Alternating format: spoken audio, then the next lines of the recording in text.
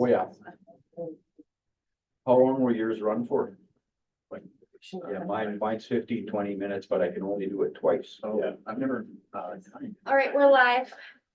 Okay, should be good. Good evening, everyone. Happy New Year. And since this is well, first of all, call the meeting to order at 5 o'clock for January 8th. And since this is our first meeting of the year, I would like to do our land acknowledgement in that we acknowledge the homeland of the many diverse First Nation, Métis, and Inuit peoples whose ancestors have walked this land since time immemorial. We are grateful to work, live, and learn on the traditional territory of Treaty 8. And with that, we've got an agenda in front of us. Are there any additions or deletions? I have none, your worship. Thank you. Thank you. Would someone care to move the agenda? Councillor Good. I'll move the council adopt the agenda of the January 8th, 2024 regular council meeting as presented. Thank you. All those in favor? In favor. Thank you. I see both voted. It is carried. Yes. So we have the minutes of the December 11th regular council meeting. We've had a chance to review those. Quite a lengthy set of minutes with the budgets all in them. So any edits to those minutes? Okay, would someone perhaps propose a motion with respect to the minutes? Councillor Ford. Yes, I'll move that council adopt the minutes of the December 11th, 2023 regular council meeting as presented. Great. All those in favor of the motion? Aye. In favor. Great, it is carried. Next up, public hearings. Don't think we have any. So presentations, and our first one was Staff Sergeant David Brown, RCMP. Move forward on that.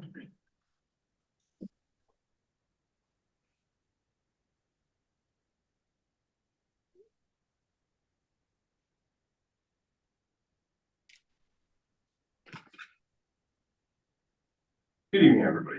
Happy New Year to all. Thanks very much for having me. My visit to council here today is just part of our regular quarterly reporting, providing you with some face time with myself, your local detachment, and addressing any policing related questions or concerns that might have risen over the last quarter. So I just wanted to start by providing you with a bit of an overview of what the detachment here locally has been up to, and then discuss some of the crime statistics and discuss our path moving forward. So the reporting that I have here is for Q2, which we're a little bit beyond now. We just wrapped up Q3, but the reporting is always a little bit behind. So during my next visit, we'll discuss Q3 reporting. Because we're a couple months into it here, it'll be kind of a blended Q2, Q3 report. Trigger 109. Sorry, excuse me. So Q2 obviously was July to September, and we were busy throughout Q2 with summer activities throughout our policing area. It kept us quite busy while also managing the detachment's own leave. And then, of course, we had the wildfire situation that consumed a lot of our time and resources. But we were present and asked to come out to a lot of events and ceremonies. Pretty much every weekend we had something else going on, whether it be in the town of Peace River, on one of our First Nations communities, right, or one of our nearby counties. That included Canada Day ceremonies that we were invited to, that we were present at. There was a Region 6 Métis Festival gathering that we were invited to participate in, and we were here in ceremonial dress to support that. The Treaty 8 gathering as well. Essentially, the Treaty 8 gathering was held in Woodland Cree First Nation at their gathering grounds, and so we were invited to be part of that. It was a week-long event where we set up recruiting booths and whatnot. We're present throughout that, invited to be part of the ceremonies. We've been actively involved with the mental health task force, and while I can't give a robust update from the task force, as you guys have a delegate who will be providing updates from I will speak a little bit about some of the successes that we've seen over the last little bit from the task force and how that directly impacts policing and our support of people who find themselves in kind of a repetitious cycle that impact the community. So I'll touch on that in a little bit. We've been hosting the RCMP Community Advisory Group meetings, for those of you who don't know, monthly, with the exception of December, July, and August. We run a community advisory group meeting, which has a diverse representation from all the communities that we serve. The idea being is that there's monthly access to the detachment, where people provide us with information, what's happening in their respective communities or demographics. And then we're able, as a committee, to collaboratively come up with solutions to address some of those issues. Just for perspective, right, traffic safety was something that had come up, so the committee fundraised and was able to get a speed reader board that we put out through the summer months as well to try and impact traffic safety and slow people down. So that's just one example of the several agenda items that it's undertaken over the years. And so, we continued with that throughout Q2. We continue to be part of the Victim Services Unit board meetings, participating and partnering with that agency as well. We partnered with Public Health for back to school, school zone safety initiatives, and we were quite present in school zones as school kind of shuffled back in September there, and we're conducting enforcement and whatnot. And then we had pretty much weekly summer events, Peace Regional Air Show, the jet boat races, the Mud Bugs, Harvest Moon festivals throughout our region, North Beach Stampede. Pretty much every weekend there was something that was happening, as well as most weekdays as well, that required an enhanced police presence, and we were out and about for all of that. And then of course we had the wildfire situation that was, seems distant in our memory, but it's coming up again, and that consumed us for quite a bit of the summer. Started out at the beginning of May, which was in Q1, but in Q2 we saw little Buffalo evacuated as well. So we ended up bringing in additional resources from out the province to provide an enhanced policing presence during that evacuation to make sure that, nobody took advantage of the absence of homeowners from their homes and whatnot over the nearly 2 week evacuation. So we expect, just with the conditions being relatively dry this year, we're gonna be revisiting that again this year, unfortunately. So we're making preparations in advance for that. And hopefully we're not as impacted as this last year. At the beginning of each fiscal year and upcoming shortly, I'll be revisiting council to discuss our annual performance plan priorities. Right? Last year's was drugs and organized crime, breaking and enters, and then police community visibility engagement, some of which I've just spoken about. I want to touch a little bit on what we've been doing as far as drugs and organized crime. We know that in property crime goes hand in hand, right? Where we have people that are stuck in a cycle of addiction, right? It leads to an increase in property crime and persons crimes in some cases as well. Right? And so we've been trying to address not just the symptom, but also the cause, which is, the availability of illicit drugs. So what I can tell you in Q2 is that after a months-long investigation, it resulted in a search warrant executed at a residence in Peace River on known offenders who are not unknown to us and have been in that situation before. As a result of that search warrant, we seized a flamethrower, ammunition, body armor, cocaine, fentanyl, and methamphetamine. And 2 Peace River residents were charged with a variety of drug trafficking, weapons, and other related offenses. So those matters remain before the courts at this time. When I discuss about some of our successes as far as drug enforcement goes, these are challenging investigations that often are relatively complex and involve a lot of resources. Now we tap into some of those additional resources from Grand Prairie, but we also provide a lot of resources from our detachment. Right? Typically, the people that we're investigating are first-time offenders. In each subsequent time a person goes through the process, they become that more adept at doing their craft, unfortunately, right? Which makes furthering the investigation challenging in some cases. It requires a combination of overt and covert means, and it's a time investment. So when we see a success, drug trafficking wise, or a search warrant being executed on a home, we're not talking about something that materialized overnight. This is at bare minimum weeks, if not months of investigation leading up to it. On another occasion, the detachment executed a search warrant at a Peace River residence, resulting in the seizure again of cocaine, fentanyl, and methamphetamine, which led to the arrest and charge of a Peace River resident for a variety of drugs and firearms related offenses. From time to time, we utilize undercover operators as well to basically infiltrate the drug trade and further our drug trafficking investigations. So during Q2, we did use the undercover operator, and as a result of that investigation, a Peace River resident was charged with drug trafficking, namely cocaine and fentanyl, and was also charged with being in possession of property obtained by crime. And then finally, we had a joint investigation with Peace River Correctional Center that led to drug trafficking related charges against an individual with respect to fentanyl. The second priority that we discussed was basically property crime and break and enters. So this summer, we substantially increased foot patrols in the downtown Peace River area. We tried to be as visible as possible during peak times, and we would stop in with businesses and have conversations with them, make sure things are going all right. And at the same time, we discussed our Capture program. Now, Capture is a new program that's essentially being launched provincially by K-Division. And it's a voluntary online registry of people who have security cameras, right? Whether they'll be downtown or elsewhere, in the town or our police coverage area. And it gives police access, police only access, right, to, who the contact would be in a particular business if we're looking for security footage to help us resolve crimes or at a residence. So hypothetically speaking, we had, an incident that we were investigating in the north end near the Ready Mart.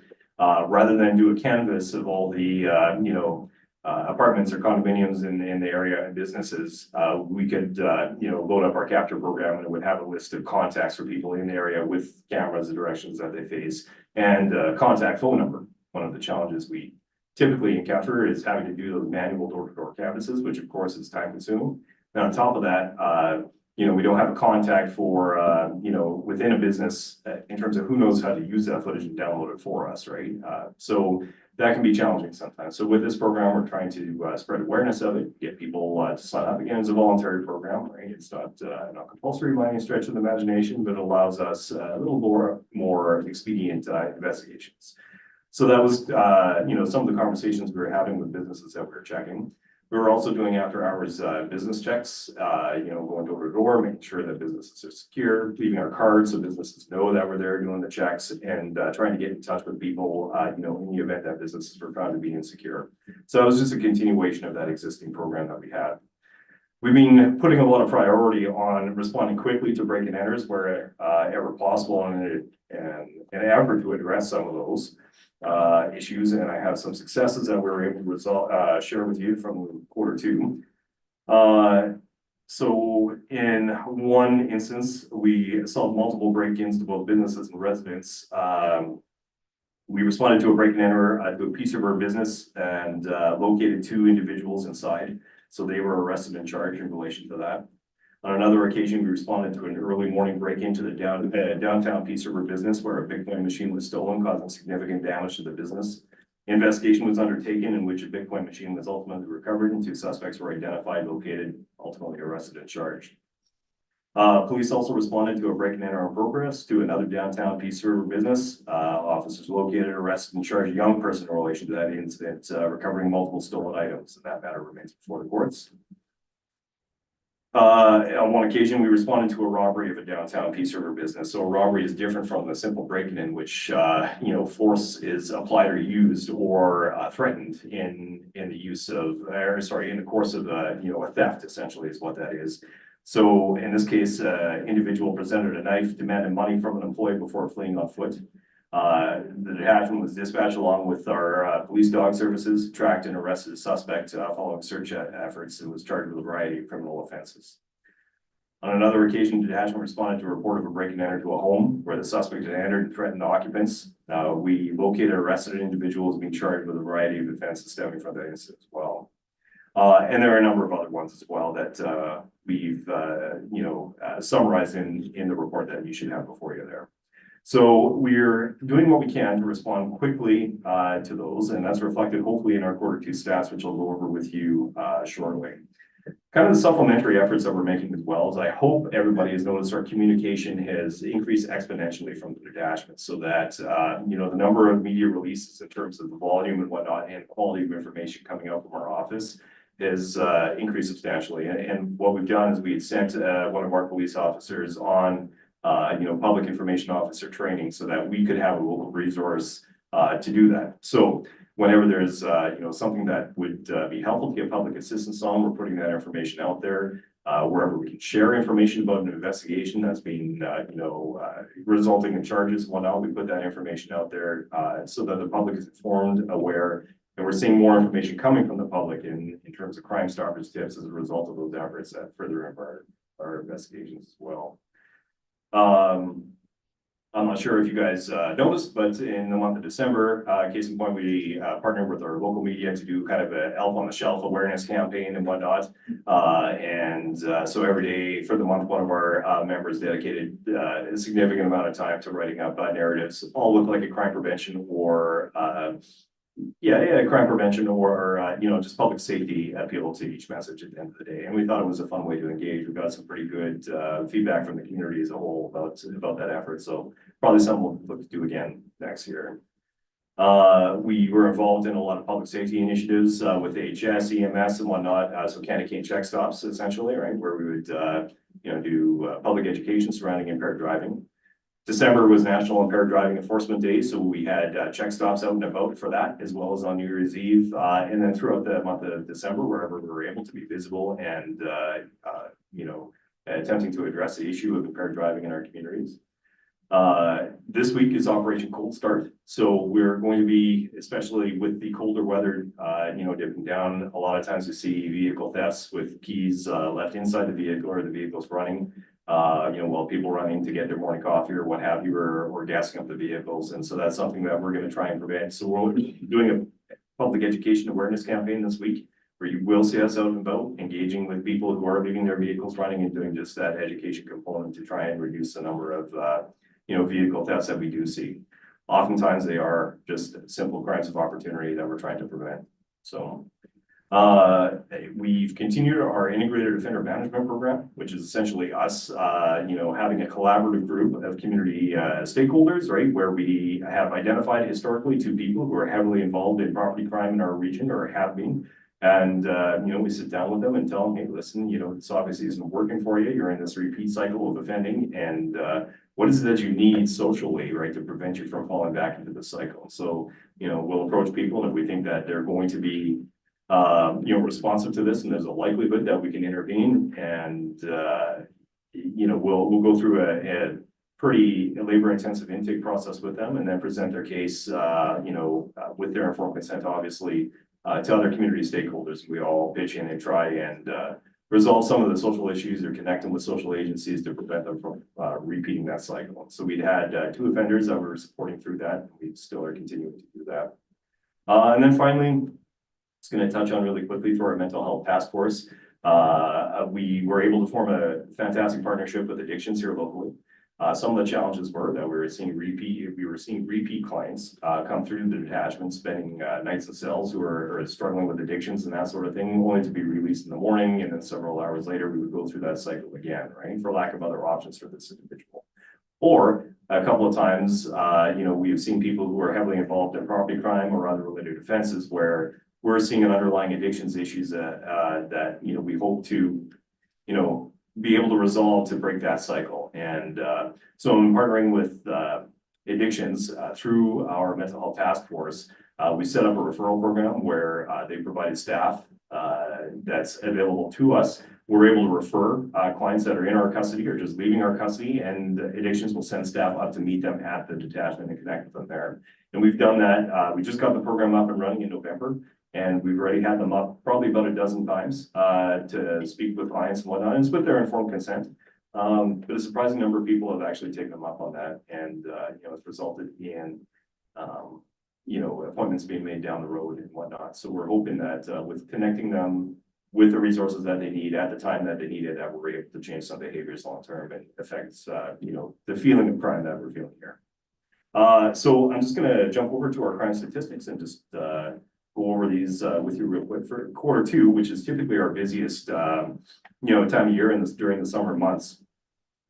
We're just going to go down to break and enters. Although overall we've seen a increase over 5 years, and then also, since last year overall in property crime, what we are seeing in Q2, at least when compared to other years of the same quarter, we saw a 5% reduction overall in the number of break and enters reported, and a 20% reduction from last year. Thefts of motor vehicles are also down 13% overall over 5 years and 24% over or since last year as well. And then theft under $5,000, a 37% reduction over 5 years and a 30% reduction from last year. Where we are seeing the large increase again is with mischief others, right? We're seeing a 153% increase over 5 years, or a 79% increase from last year. And that mischief other is, you know, essentially calls for disruption of, you know, businesses and that sort of thing, usually largely attributable to social disorder related issues, right? So clients that we're getting repeat calls for to remove them from businesses because they're not wanted there, right? Or, you know, open liquor consumption and that sort of thing that's disrupting, you know, the enjoyment of a public space, right? So, or a private space for that matter. So that's where we're seeing our biggest increases, or at least we were over the summer. I think generally speaking, right, I mean, the public is having you know, a good conversation about the encampments, about, you know, people who are clearly in, you know, a cycle of addiction, mental health, and dealing with those struggles. And we continue to see that. We're trying to remedy those through, you know, our participation in the mental health task force and getting the appropriate social supports in place so that we see a reduction. What I can say right now in terms of what we're seeing from the weather change is that we're seeing people going into abandoned buildings and businesses, right? Where, you know, there's not necessarily a whole lot of attention being given to securing the property and making sure that it remains secure after, you know, we find people in it and send them on their way. So that is a challenge that we're going to see with the cold weather increase. And of course, that poses a fire hazard. Today, we had gone to a property that has, you know, essentially been abandoned for all intents and purposes. And inside we found, you know, significant evidence that there's been a lot of people going in there and whatnot, and, you know, starting fires inside, trying to control those fires with fire extinguishers and whatnot, and sleeping inside. And so we're seeing, you know, pretty horrific, you know, conditions inside this place, which is now valueless essentially from the inside. We've tried to connect with the management company and express to them the importance of, you know, taking steps to secure the property and making sure that people are driving by and reporting anything. But there's a limit to what the police can do in terms of providing that security, I suppose, right? So we'll go there and respond to it, right? But there's got to be, you know, some uptake from the property management, the property representatives to stop that behavior from continuing as well, and to monitor their property. Where people walk away from it, that's where we see problems. And unfortunately, it poses a fire hazard and a risk to other surrounding businesses and residences. So, barring any questions, that's my quarter three blended report for council. Do you foresee the new bail, I don't know, laws changing much, really? Well, I think what we'll have to do is see where it takes us and what the outcomes are. Certainly, I'm aware that as of January 4th, right, there's been bail reform to a bill that will essentially require a reversal in a situation for more crimes, right? It'll cover, you know, domestic violence and a number of other you know, issues that the justice would see. So reversal onus is essentially if the police encounter you and there is reasonable grounds to believe that an offense has been committed, the police can arrest and detain a person, right? And if they're going to charge him, we have the option of either releasing him on paper to appear before the courts in the future, or alternatively, we can hold them and bring them before a justice of the peace within 24 hours to speak to bail, right? In those circumstances, essentially, if a bail hearing is held, right, this reform to bail, as it were, puts the onus on the accused to explain to the justice why they ought to be released, right, as opposed to having the burden of proof placed on the crown. So there are regular reversal onus offenses for a variety of serious offenses, but this expanded the number of offenses that are included under that. So I guess we'll have to see. Yeah. Sorry, Ms. Parsons, could you make the screen so that we can see the people's? Thank you. Councilors, other questions? Councilor Ford? Mine's actually not a question, just more of a comment. So with the capture program, anybody that's interested in that program or registering your home security systems, that website address is www.ruralalbertacapture.ca, which is an RCMP website. and it's very easy to register.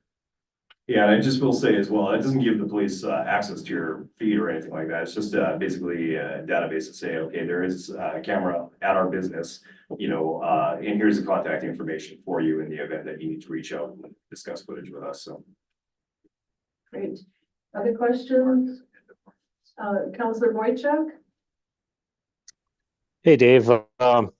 I was wondering at our mental health meeting there a couple of weeks ago, we heard for the first time I heard about holdbacks with the EMT responses. Do you guys track those at all? How many of you guys are called to on a regular basis? And sorry, holdbacks would be like an ambulance not being in a position to respond, Mark, or? Yeah, not being able to respond because the situation was unsafe. Oh, I see. No, it's not something that we've been tracking. Okay. Thank you. Other councillors, questions? What about the business security checks and so on? Have you found that there are fewer businesses that aren't secured? Well, yeah, I mean, I would say, and I say this from personal experience, having been out and about myself on some night shifts this last summer, right? I mean, the number of businesses that are secured are in the majority, right? During my checks, you know, it wouldn't be uncommon for me to find one that, you know, left the door open kind of thing. And I would say that number is probably pretty consistent. And the other question there, the pilot program with the psychiatric nurse, there was one kind of pairing last year. The second nurse or so on, is that in effect now or not No. yet? Not to the best of my knowledge. I know here in the town of Peace River, and it's not a pilot, it is actually a sustained position. So it is, you know, one mental health nurse along with one of our members coupled, and the member goes there for the safety component, obviously, and the nurse for the treatment. And they've been a fantastic addition to our team. I know there was discussion about a second team. I mean, it's not based here in Peace River that I know. Good, thank you. Any other questions? Mr. Boychuk, Mr. Carr? No. Okay, well, thank you once again. Whoops. Mr. Boychuk? I just can't clarify that second RPAC team is based out of Grand Prairie. Thank you. Okay, well, thank you once again. Looking forward to the next talk. And when will you need to know the town's priorities with respect to next round? Ideally by March 31st, so we're ahead of the new fiscal year. Okay, Yeah. great. Okay, I'm sure we'll try and get those to you. And I'm sure they'll be new and totally unexpected. I'm not saying that, I'm sarcastic, by the way. So thank you very much. Thank you, Worship Council. Have a good year. You as well.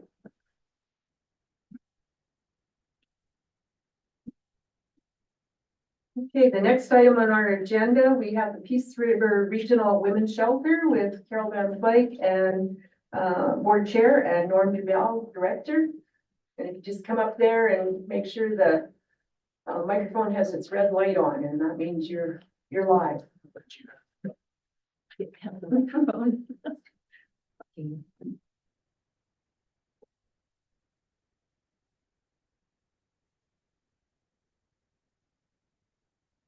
So is it red light or something? Push on that. There you go. Okay, so am I good to go? You're good to go. Awesome. First of all, thank you very much for hearing us. I didn't give a lot of notice in my request to come before you. And I appreciate the quick response on your part to welcome us to your meeting. We have a big problem at the women's shelter. You may have been hearing some of the news releases. You are probably somewhat familiar with some of our problems. Basically what it is, and I'll just sort of outline the general problem, and then we'll be getting to specifics. We are dependent, mostly our funding comes from the provincial government. And the provincial government has frozen the amount of money that they give to us for approximately 9 years.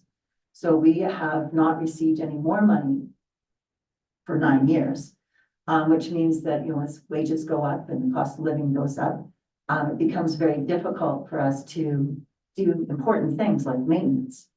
Our building, of course, is our major asset. And this year it was like, we have to do something. We applied for a grant. We asked for $164,000 in order to make things happen.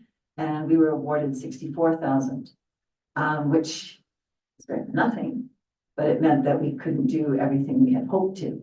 So we took from our own reserves an additional $61,000, and we pared everything down and said, okay, we'll get windows done, siding done, and some of the more pressing issues. When the windows were opened, we discovered we had black mold.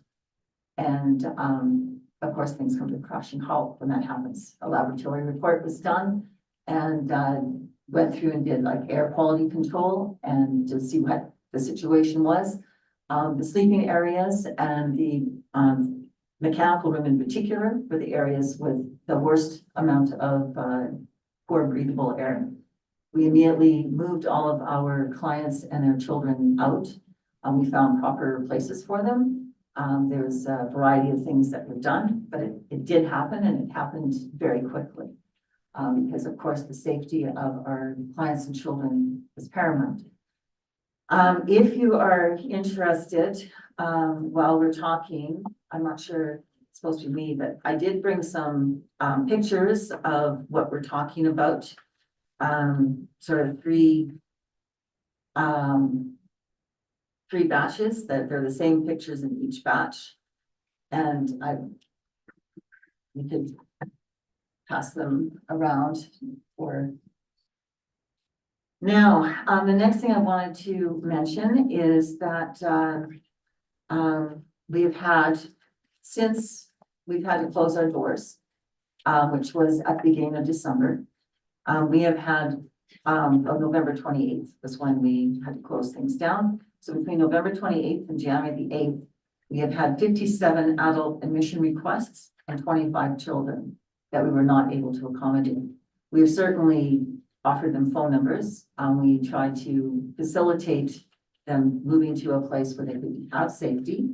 But shelters do not share information because of privacy. So we do not know to what degree these women got served. We could only do what we could do. There have been 33 crisis support calls, and we were able to meet with them in person in order to facilitate what we could. Our staff is being able to continue to work in the building because they're on the main floor and they're on an area where the laboratory report has indicated that it was safe for them to be. And there's like a double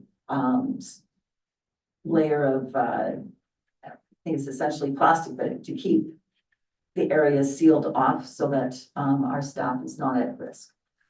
All right, so other than that, I was going to pass this on to Norm. Norm has taken on the job within our board to work at the shelter to figure out the maintenance stuff. And he thought he'd signed up for this initial job and it suddenly changed on him. So he is the most informed as far as what's happening on the ground. So here you go, Norm. It's a really well-paying job too, so that's why I put it on. I guess. Thanks again for having us, as Carol has said, and really appreciated you giving us the time to listen to us. So yeah, as Carol has said, this started as a planned project. We had bids go out to have the windows replaced and the siding replaced on the building. We had the budget to cover it. We were fortunate enough to get some of that money from the provincial government. They gave us a $64,000 grant. It wasn't quite what we were looking for, but hey, it helped and we had the reserves to be able to do it. Then we got digging into it and that's when we found the problem. I've been talking to our contractor probably twice a week to stay at top of the situation to make sure that it's probably being remediated. We've got a company called Got Mold that's come in and they've done an excellent job. They're actually ahead of schedule and remediating the mold right now. The update I got from our contractors Friday, we might be done as early as today, maybe even more, which is about 4 to 5 days ahead of schedule on that part. We are fortunate enough that some parts of it haven't been as damaged as we had thought. It hasn't got into the joists, it hasn't got into the subfloor, so that's a big positive. We do have a couple of sheets of OSB that have to be replaced on the outside, but you know, manageable. So the contractors will be starting on that as soon as possible. The biggest problem is of course, we weren't budgeting for the $75,000 that it's gonna cost us for the mold remediation. And we certainly hadn't, budgeted for the, contractor support to help that mold company, do that, which, has ballooned to, you know, $150,000, or sorry, $185,000 for that portion. So, and then we got the unfortunate news that the current air supply system that we've had in our, building does not move air, significantly to have the moisture not build up in the rooms. So, we've got to upgrade the furnaces. So within the next year to 2 years, we can mitigate the issue for a period of time, but we cannot avoid the upgrade that it's going to take to our heating system and our circulation system to move adequate air to keep everything moving the way it should be. So we haven't got an official budget yet from one of the local contractors that we've got come and have a look at the issue. It was 120,000 was his first rough estimate. He's since informed me that we will need 3 furnaces updated at a cost of 35,000 just for the furnaces. That doesn't include the ductwork and labor to install. So we're looking at probably about 50,000 per furnace to install. So we'll be up to about 150,000 on the furnace portion of that upgrade to our system. So, you know, we had reserves. You've got the financials that were sent to you in the package. Nope, I've got financials here. Okay, sorry. So, you know, we had reserves to the point where we could have taken care of the mold remediation, we could have taken care of all the repairs. It would have drained us completely to that point. This furnace upgrade is, we can't cover it right now. And that's why we're coming to you guys and to other councils in the area to help fund that upgrade to our furnaces. So that's why we've made the ask. I don't know if we've made an official ask with you guys, but I know we're asking for $20,000 per municipality. We're approaching 6 different municipalities to help out. We're also approaching businesses. The company I work for, I put in a request with them for a donation, $25,000 donation from them. Hopefully they can come through for us. Yeah, it's gonna be fundraising. That's gonna be able to get us across the finish line on these furnaces. What else? I think that's about it, huh? We've managed to fundraise since we've put the word out to the public, an amount of $7,350 so far. So we've got a great community that we live in, a great region that we live in. They're really supportive of us. You know, last year we had a bench give us a portion of their from their fundraising portion of their company. They've got a gala they have every year. They were, yeah, and that's kind of their fundraising department. And they gave us a very generous donation. So you know, and then we were fortunate enough to get silent auction at the pond hockey gala, and we made. So, you know, the girls and us, we're working our butts off to fundraise every penny we can. But yeah, this first one really kind of kicked us in the butt. So hoping you guys can have a look at that and see what you can do within your budget, possibly help us out. Any amount would be appreciated. We just put a target of 20,000 just to have a target. So basically what we've done to, for anticipated support is we started off by sending to our fund to the provincial government.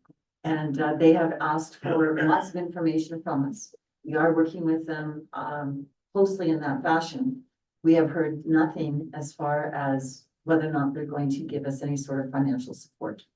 But we are certainly asking.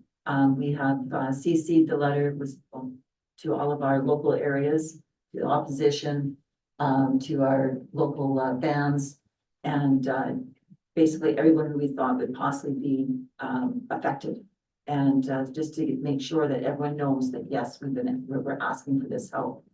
We have contacted, well, yourself, the town of Manning, the town of Grimshaw. We're going to be also doing presentations at the MD of Peace, Northern Sunrise County and Northern Lights. Because, well, this is our area that we serve. And so that I wanted to mention. And the final thing is we're here for two purposes. Purpose number one is, yes, we want money. And if you guys can help us out, we really would appreciate that. The second thing is we want advocacy. As many voices as we can have telling our provincial government that this is a essential service and it's a service that needs to be supported properly. Yes, we're in a crisis situation at this moment, but we're building to this crisis moment by having our funding frozen for 9 years. Like, it's not a shock that we would find ourselves in this position, given that situation.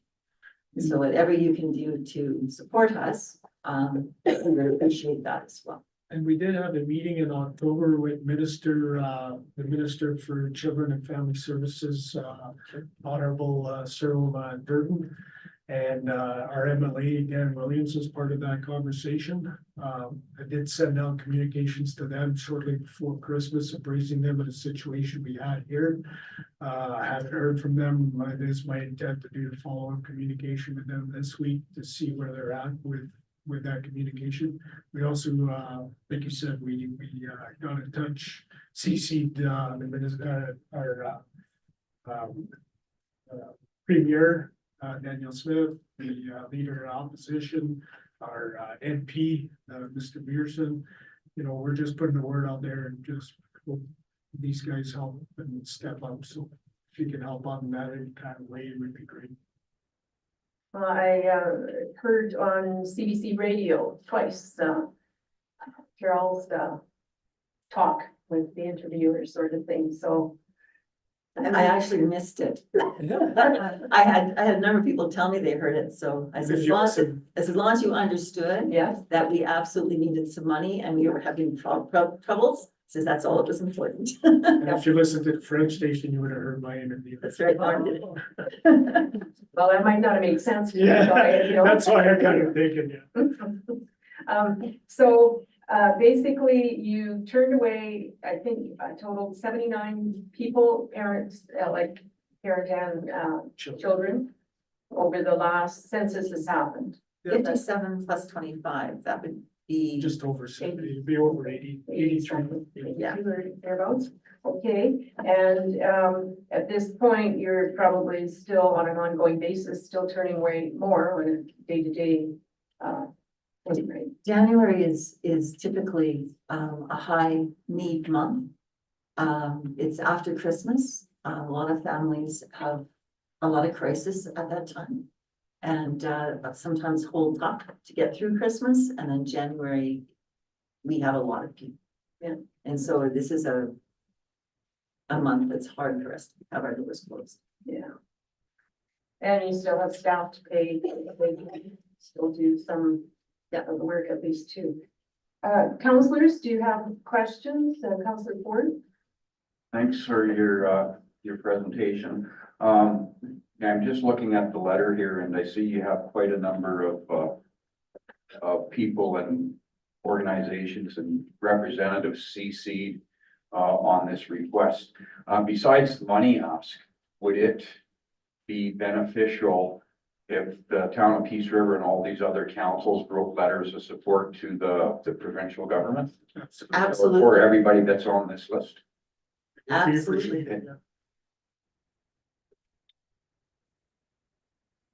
Deputy Mayor Shannon. When is your 9 years up? When did it start and when is it up? 9 years as of this fiscal year.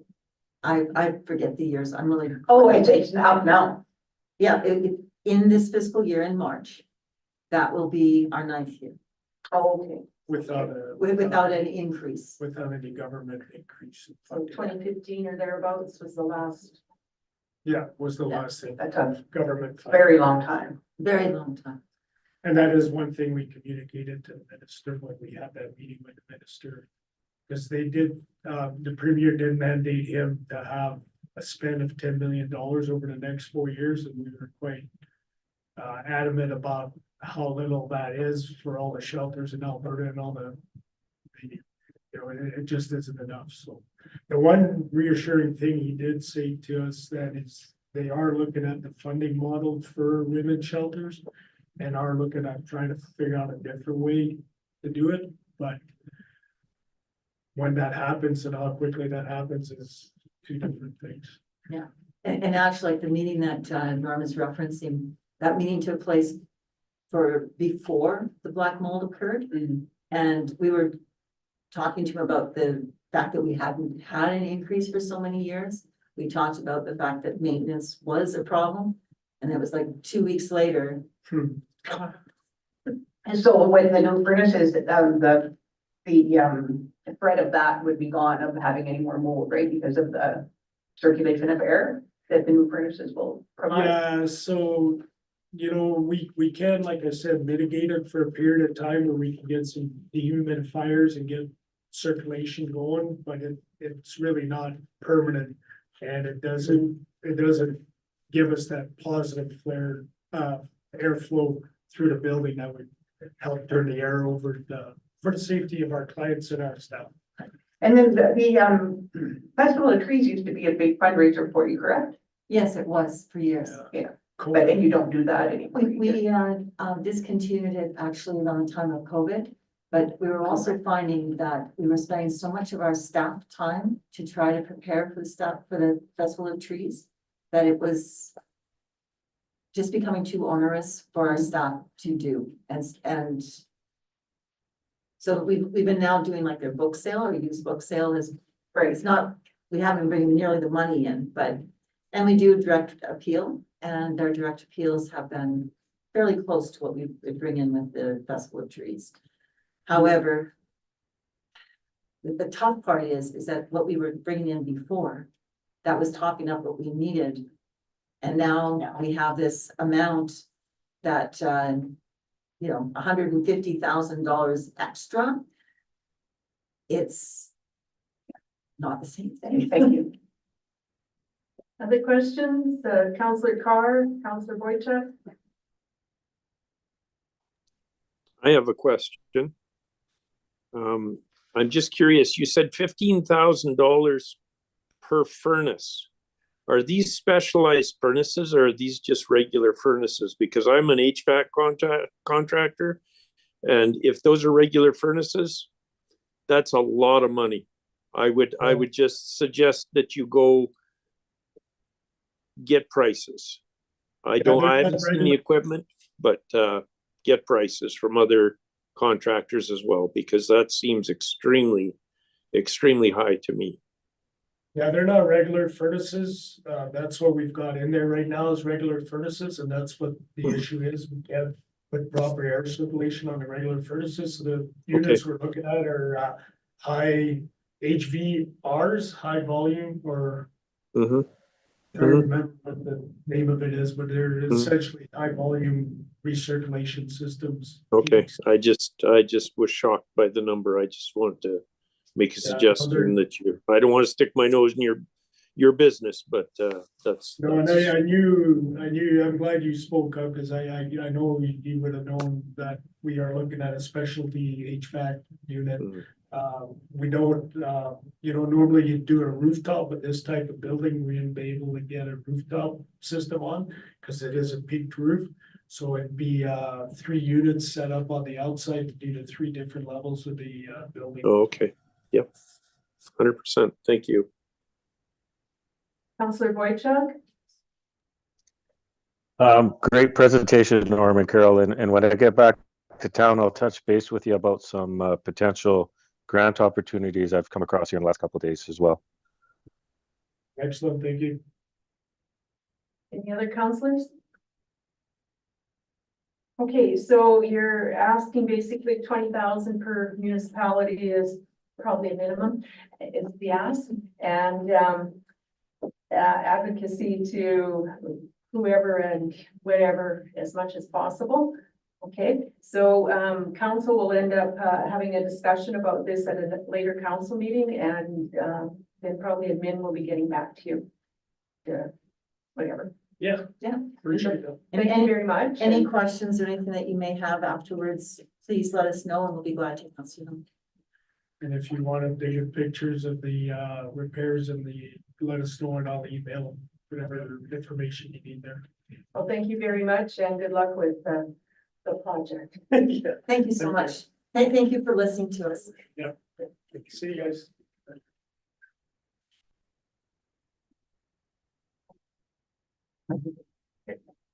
Thank you.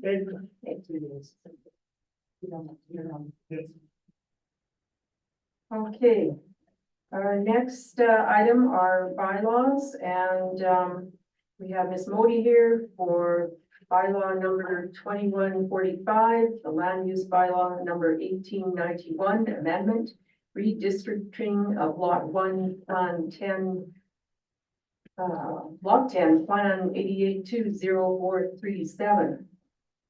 Quite title. Yes, and I won't repeat it. Okay. So yes, I'm here for first reading of bylaws 2145, which redistricts at one property in our north end adjacent to the Glenmary School from the Community Development District to the Residential 2 District. We received an application from the landowner for that amendment, and we're bringing forward the bylaw for first reading for council's consideration so that we can schedule a public hearing and do the advertising required by the MGA. So I can take any questions that you might have, but it would be administration's recommendation that you do provide first reading this evening so that we can undertake that public process. Thank you. Councilors, any questions at the moment? Would someone be prepared to put forth a motion? Councilor Good? I'll move the council provide first reading to bylaw 2145, which amends land use bylaw number 1891 by redistricting lot 1 block X plan 88200437 from COM to R2. Thank you. Any further questions? Okay, all those in favor of the motion? Aye. In favor. Great, it is carried. Thank you, Ms. Modi. And we don't seem to have any unfinished business. However, for new business, Ms. Modi is going to tell us about a request to place a communication tower on, or towers on town-owned lands, southeast 368322, west of the 5th, and plan 1023352, block 13, block 6. Yes, thank you. So we've received a number of inquiries related to telecommunication tower placement in the town over the last year. And at this point, there are 2 parcels of town-owned land that 2 companies are interested in further pursuing. Before they get to that next step, they want to confirm that the town is willing to entertain it. As the landowner here, the town has the option to just say, no, we're not interested, just as any other private landowner would say, no, we're not interested. And then it's kind of a non-starter for the telecommunication company. So this is a preliminary ask as to whether or not the town, as the property owner, would be willing to entertain it. So we've got 2 sites. They're not attached. It's 2 separate companies that are asking about them. So you could say yes to one and no to the other if that was the way the council wanted to go forward. The first site is up by the Ken Farland Ball Diamonds. It is kind of far away from any built up area of town, excepting one residential property that is to the north of that site. And then the second site is in the north end, right next to a residential area, but it is also immediately adjacent to a power substation. So it's on a public utility lot that the town owns already, where we do have utility infrastructure. It's already a somewhat unsightly location compared to the rest of the residential neighborhood because of that infrastructure. So those are the two locations. As I said, this is part of an internal site assessment for the companies. So they're doing the preliminary work to decide whether or not these sites would work for them and for the town as the landowner. If the answer is yes, then they would have to still go forward and do the public telecommunication process that's mandated by the federal government. The town will be in the position at that point to issue a letter of concurrence or non-concurrence. How we manage that is directed by our land use bylaw. The amendment that relates to that is attached for council's information. And there is a public consultation process. So this is a first step in terms of whether or not we're willing or interested as a community to have these towers in these locations. But there would be a public process if the companies get to that point where they believe that these spots are in fact viable from their perspective to move forward. The options before you, one is to indicate our willingness to proceed. And the advantage here is that we are facilitating telecommunication development in the town. The companies are interested in doing that. So there's a need, they see a need to fill in service gaps within the town to provide the coverage, which would provide us with more telecommunication company coverage within the town. It also means that we are potentially gaining lease revenue as we're leasing those sites to those companies. There is some challenges here is that our land use bylaw does prefer, it indicates our preference to have telecommunication towers in industrial areas. That's not what either of these two sites are. But there are other constraints from the telecommunication company side of things about what is an appropriate site and what meets their needs to provide the coverage that they're looking to provide. So just because we want it in one location doesn't mean that actually is feasible on their end. The other option would be to decline to entertain these locations, which would just mean that it's a non-starter for these two locations within the town for both companies. Councillor Good? Word telecommunications encompasses a whole world of events and processes. So my question would be what kind of telecommunications are we talking about? Are we talking about, the question's open. What kind of telecommunications? Is it more cell towers? Is it more technologically related than cell towers, or kind of telecommunications are we giving them? We're talking about cell phone towers. And in both cases, the exact design of the tower, I think, is something that is somewhat up for negotiation, but they have been speaking about self-supporting monopoles or lattice without guy wires in both cases. And you can decline to answer if I'm getting to an area where you can't answer. Are these companies that are already providing service in the area, or are they competitive companies that are looking to provide services in the area, or is it a combination of both? And you can decline to answer if you're not allowed to. Yeah, I would say it's a combination. I had a question with respect to the one location in the sort of the VMX track area, the power poles there. How tall would this communication tower be relative to those poles? Like this? Yeah, so the telecommunication tower proposal at that location is 30 to 35 meters for the tower height. I don't know the exact height of the power poles that are in front. I think they're somewhere between 9 to 12 meters. If you think about the hills behind that site, and it's kind of hard to see in the picture, but there are actually power poles, or sorry, power lines that extend back from that site. And there's, if you look at the street view, which I can pull up if people's useful, but you can see very clearly two spots where the poles are supported, or the lines are supported going up into the hills.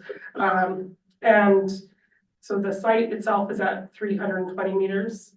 The next spot where the power lines are resting, that's at 363. So that is for about 43 meters in elevation change. Obviously, it's also a distance away, but that's kind of giving you a sense of how high the hill is behind that location. But wouldn't stick up over top of the hill. Probably not. You're still looking at, you know, the angle at which you're viewing. There would probably be circumstances where it would stick up to a certain degree. Depends on where you're viewing it from. Yeah. Thank you. Councillor Ford? Yeah, that kind of answered my question as well, because you look at the north end, it's down in the valley and you have the hill behind it. I'm not a communications expert by no means, but it almost seems like, how would you get a signal to go through the hill or get any coverage compared to the other site, which is up on the west hill? Yeah, I can't say that I'm an expert either in terms of the telecommunications. I think that the reason there's multiple inquiries is because there's multiple areas that they're trying to cover. That's the impression that I have. And this, the individual poles wouldn't necessarily cover the community in its entirety. But What would be the height on the tower that they're interested in on the west hill? Would it be the same height as the one no, that's a 60 meter that they're interested in. on the west hill? Correct. Oh, wow. Yes. So I guess the other thing, I'm reading through this, and when they if they get to the part where they're being given permission by the federal group, that there's a possibility that people concerned about electronic equipment and its operation could step up to the mic at that time and ask about stuff like that. So our local radio station and stuff like that would be included at that point in time, or? It definitely would be a part of the public and the consultation process in general. Yeah. Okay, any other points? Councillor Carr, Councillor Boychuk? I'm good. Okay. No question.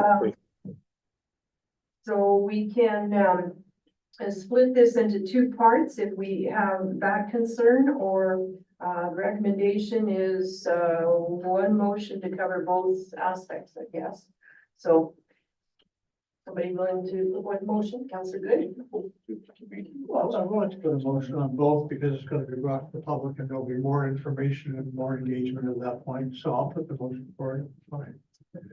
Hey, move the council confirm the town is willing to entertain the placement of a telecommunication tower on a portion of Southeast 368322 W5M in Plan 1023352 Block 13 Lot 6.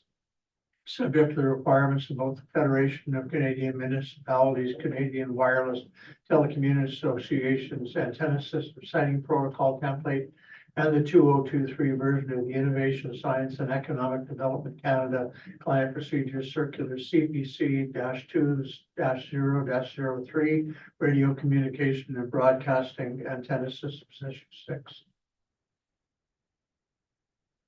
Very good. Did you write that? I took the Hamlet Woods. The motion was tabled. Okay. Any further discussion at the moment? Okay, then, we should vote. So all those in favor of the motion? Aye. In favor. Thank you. It is carried. Thank you, Ms. Modi. Thank you. And you're still up. Okay, so next up, the MD of Peace number 135 is a memorandum of agreement for the fire services extension. Sorry, this is Ms. Miller. And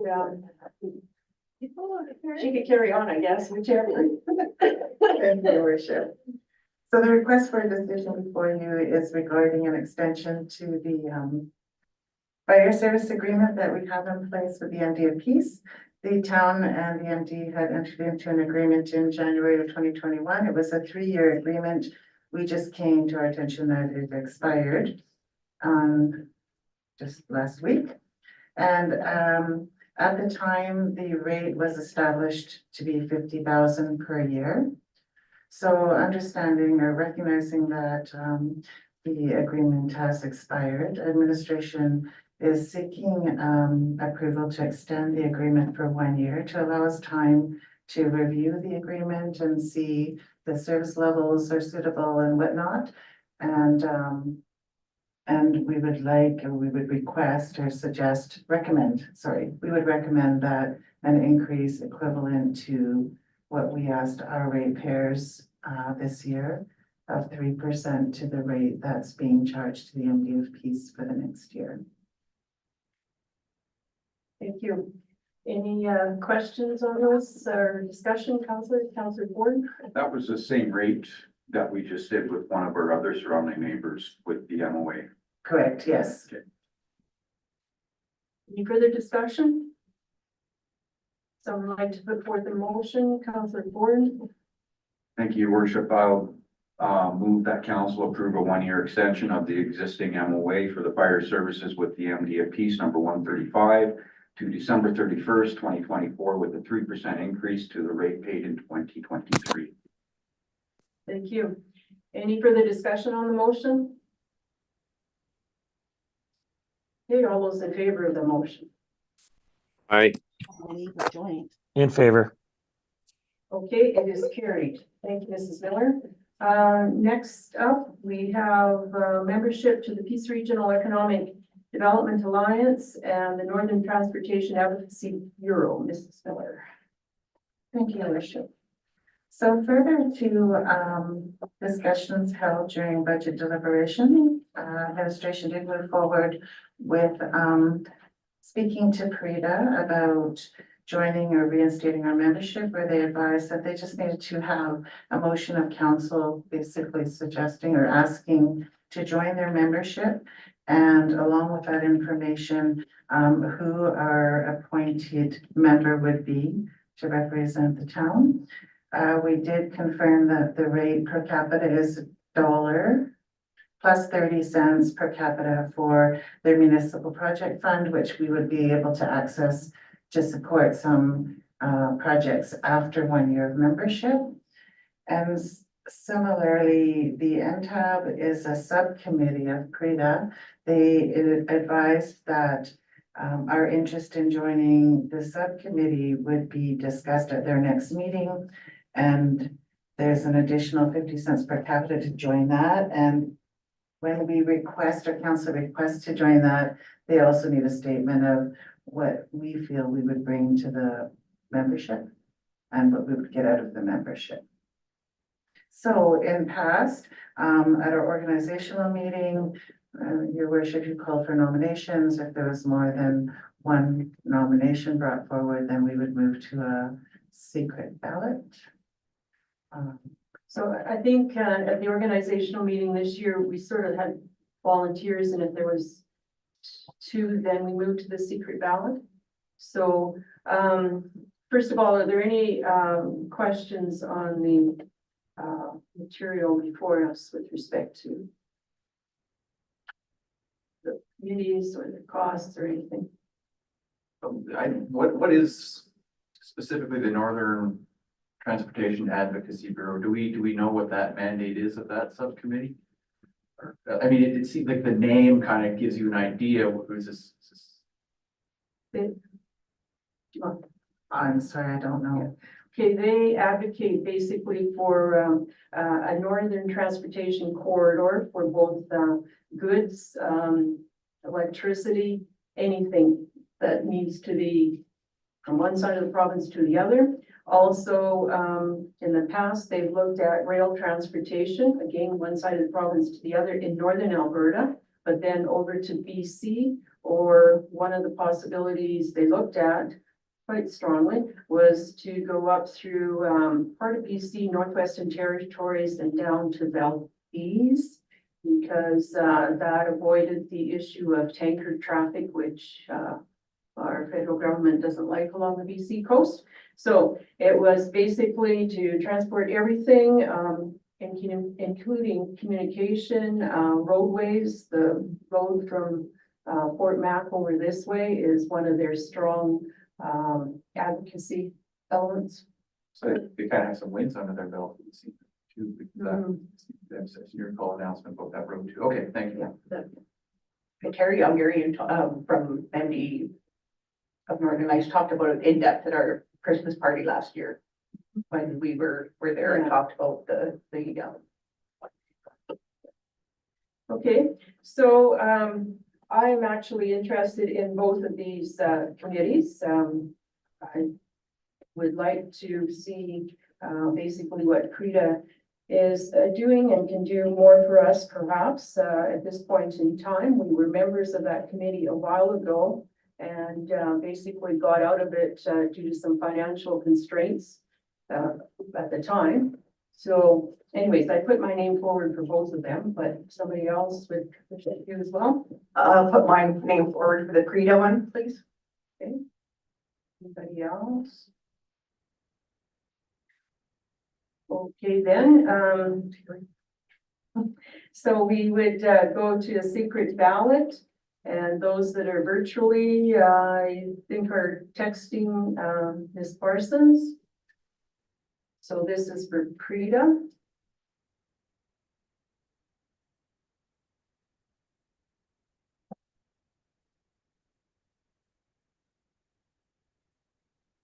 Two different sets, 7 names. So what do we do? Yeah. Oh, it's the name we want. You can get that later.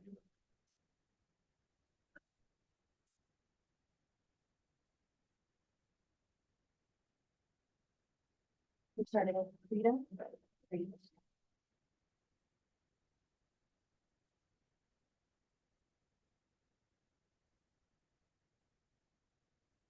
What's this one? Frida.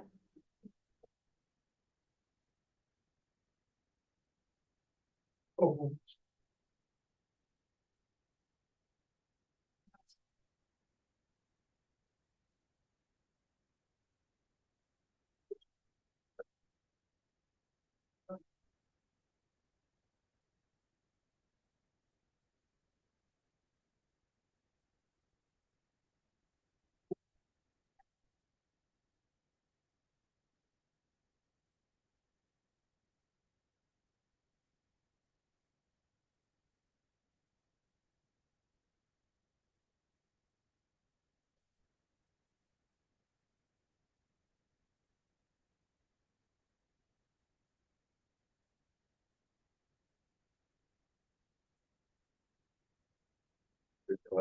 Yes.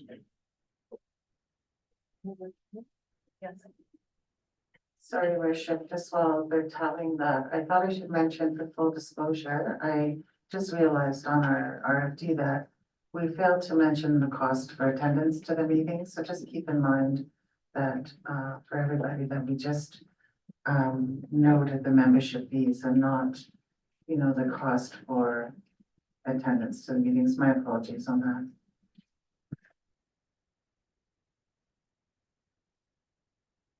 So, the majority went to Mayor Manson.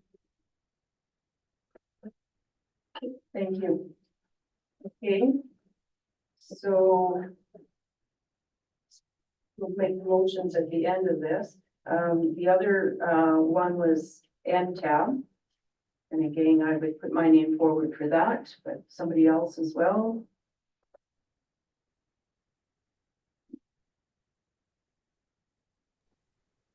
I'd like to nominate Shelley for that one. Or Counselor Shannon, I'm sorry. Yeah. Are you okay with that? Yeah. Okay. Any others? Okay, we go to our second secret ballot and it's Shannon and Mauser. I didn't know we were doing the second one, so because they asked for both at the beginning, so. Sorry. If you get half something to go in there. Oh, it didn't go in? Oh.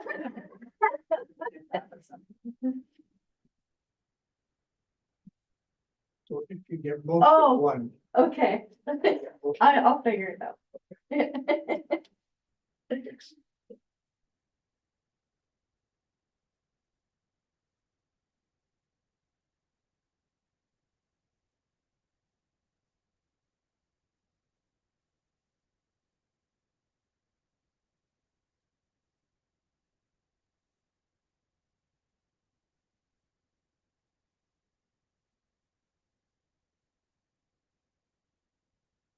No,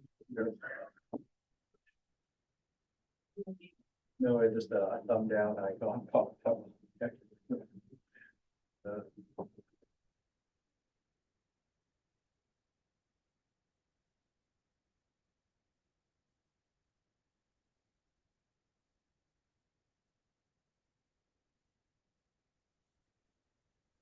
Majority to, are we ready? Majority to Mayor Manzer. Thank you. Okay, the ballots get destroyed. And if someone could make a couple of the motions as recommended. I can make.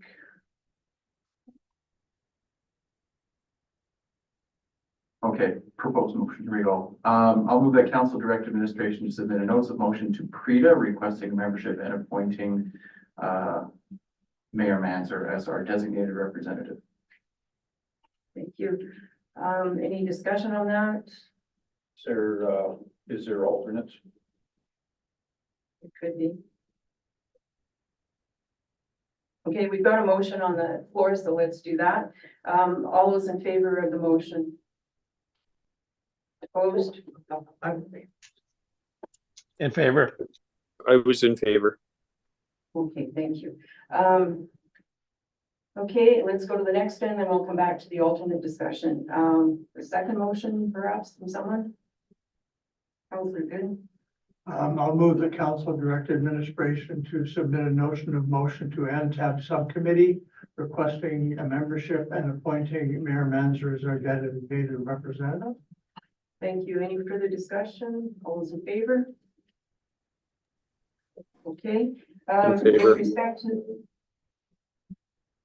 He's in favor. I think they both said yes. Okay, with In favor. respect to. Sorry, I lagged there for a bit.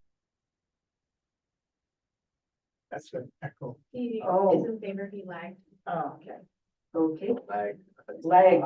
I was kind of wondering too. Okay, with, I think, yes, we do appoint, alternates, I think, to these committees. Right, so, we could, say for the PRETA. I'd like to be alternate on that. Okay. Shannon, any other people? Okay. Maybe someone would make a motion appointing Deputy Mayor Shannon as the alternate to PRETA. Councilor Good. I'll make a motion appointing Deputy Mayor Shannon as the alternate to the PRETA. Thank you. All those in favor of that motion? In favor. In favor. Thank you. With respect to NTAB and an alternate there. I'll be open on that one. Yeah, Shannon or Brad actually has his hand up, I think. I was gonna offer, but if you want it, you go ahead. yeah. Okay, Councilor Carr, wants to step forward for that one. Okay, I'll make a motion that council appoint Councilor Carr as alternate on the NTAB subcommittee. Thank you. All those in favor? In favor.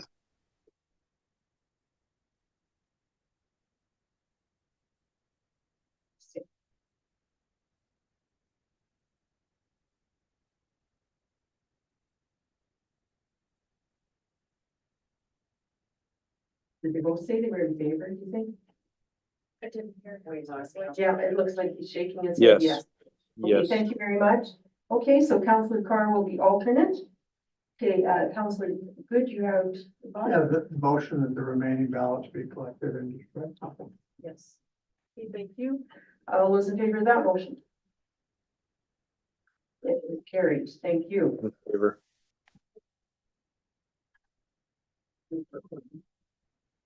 Okay, next up, we have a series of reports. Councillor Boychuk, the Town of Peace River Library Board meeting minutes of November 2nd. Did you have anything you wish to highlight there or bring forth? Shoot, not at this time. You need members? Maybe? Oh, yeah, we lost a couple board members, but we'll get some. Okay, sounds good. Great. Anybody else questions of Councillor Wojciech on the library minutes?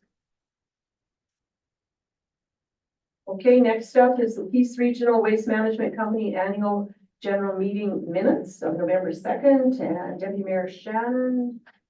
Haven't been time for that. Yeah, I would remember. yeah. That's the trouble with some of these. Kind. Yeah. Okay, how about November 2nd, regular meeting minutes of the East Waste Management Company? Councillor Shannon, or Deputy Mayor Shannon?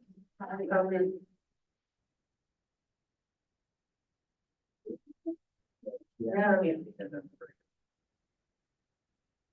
I think the thing on that one, we had the draft budgets maybe, right? Maybe. Yeah, okay, thank you.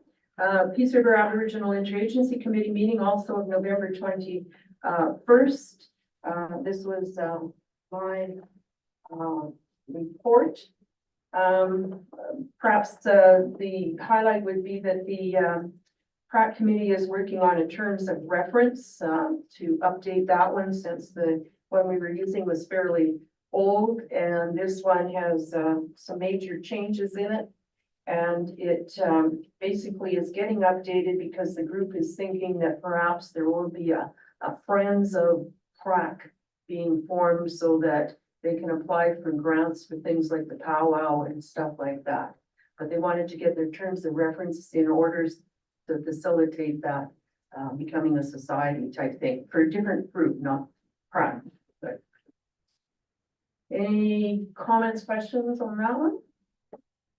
Okay, next up, Peace River Economic Development Committee meeting minutes of November 21st, and Deputy Mayor Shannon. This one? The Economic Development of November 21st. Was that the special meeting? No, not yet. I would speak to the special meeting where we handed out some Yeah. business grants. There was a really large uptake on the third intake, so we had a lot of decisions to make there, but it was really nice to be able to hand out some of those dollars. I added it up to about 44,000 or thereabouts, could be more or less, but. So quite a few businesses in town were the recipients, and that's nice to see. And some of the paint jobs, I think, that were part of that were very nice to see. Okay, so that's the economic development ones. I think it's the budget for that committee is what, 50,000? Yeah. So that's like almost 90% of it into development activity. That's good percentage. Yeah, good work. Yeah, it's really good.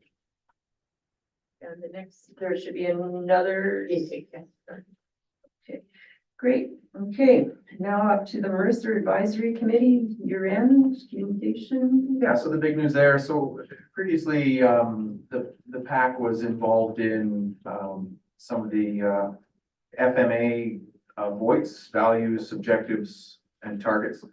And it was largely woodland division, and so the operation of the PAC has been now changed over from the woodland side to the communication side. And so the communications coordinator for Mercer is going to be the one who is running the PAC from their end. I'm still co-chair on that one as well. So I think it's going to, the focus of the PAC is moving into more involvement from other organizations, and probably a lot broader scope than kind of the woodland side, which it had been focused on for quite some time. So good things happening there, and hopefully good things happening for our area's biggest employer. Good. Okay, any questions of those reports? Last one we have here is council event attendance report, Councillor Shannon's reports of October and November. Any highlights there or questions of the reports?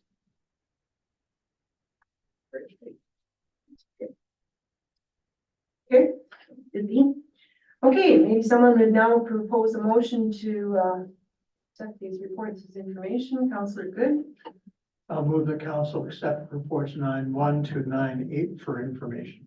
Thank you. All those in favor? In favor.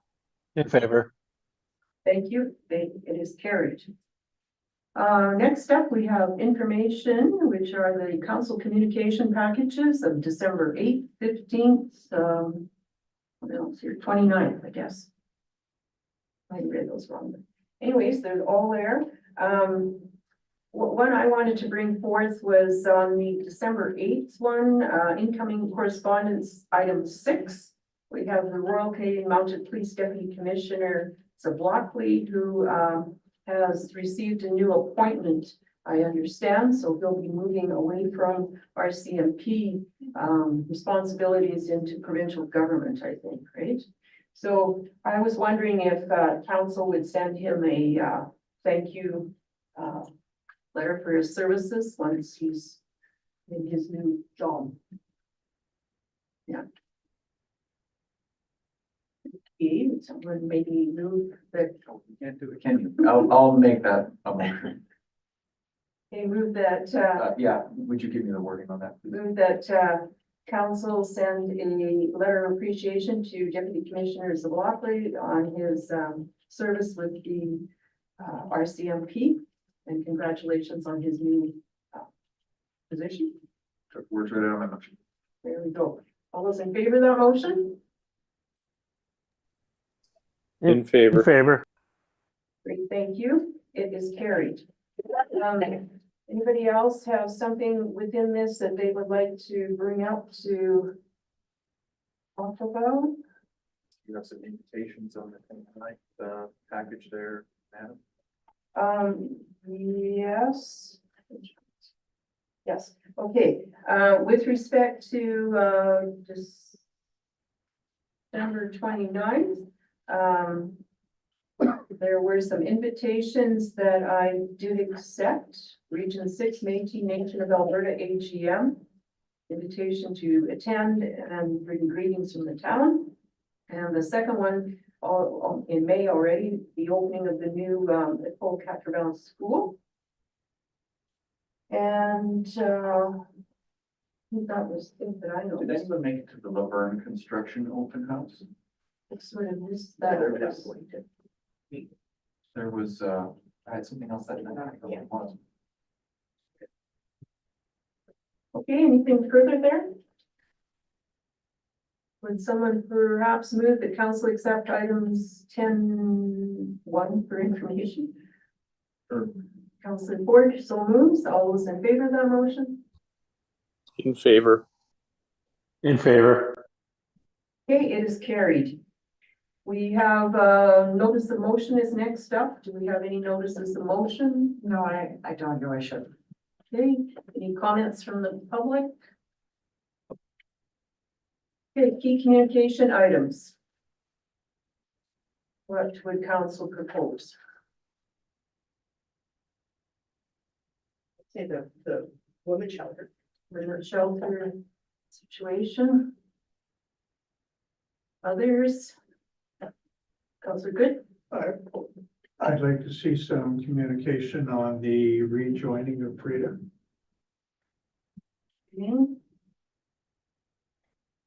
Okay. Other communication? It's not exactly from this, but I assume that communications are going out about the ice and the river freeze up. Yes. Yeah, Stay off of the ice. yeah, that sort of thing. Yes. Great. Okay, anything else? If not, we could take a 5-minute break and then go into closed session. Okay, so we'll be back here at 6:34. Make it 6:35, go for round. From 6:35 is a round number today.